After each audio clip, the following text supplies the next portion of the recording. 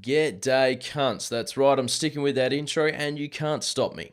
This will be scrappy and ranty. I tried to write a well thought out long form video on this subject a few times and it just got super fucking annoying. Like, for one thing, there's good videos out there explaining why people need to vote already, and I know this channel is niche at best.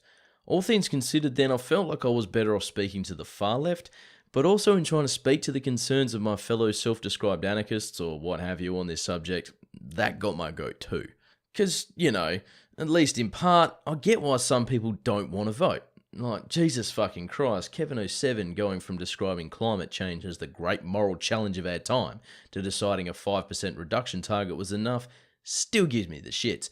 But I'm going to say too, even though your reasons for not voting are maybe good and consistent to an extent, I think part of you also knows why you have to do it anyway, he said facetiously, leading into justifying his position. Look, whatever. If nothing else, look across the damn aisle. I mean, do we really want to allow a situation in which Anning gets a say on, well, anything ever again, but much less immigration policy? Or say this other racist prick who also denies climate science. Want to let him be influencing energy policy? What about fucking Snorlax here, who owes his workers about 70 million and is being taken to court in order to pay up? Only good can come from this prick being around to debate industrial relations and the Adani coal mine. The right sees these elections as a ways to get power, and they're correct. If they get seats and there's not an adequate counter to them in Parliament, this place that is so-called Australia will look more like how they want it to, and this is bad. I don't know, man. I feel like knowing that should be enough for people. I mean, if you're not concerned about more power for these right-wing fucknuts, I don't know why you're even calling yourself a leftist, to be honest. But hey, I don't know. I guess in spite of all this, some people just want to hold out for the revolution, and good luck, I guess. Which, really, I don't get that either, this whole, I guess, Puritan approach. Yes, no outcome of this election will end capitalism. No outcome will alter the power structures in place to an extent that we can or should accept. But we don't have to change anything else we do just because we voted.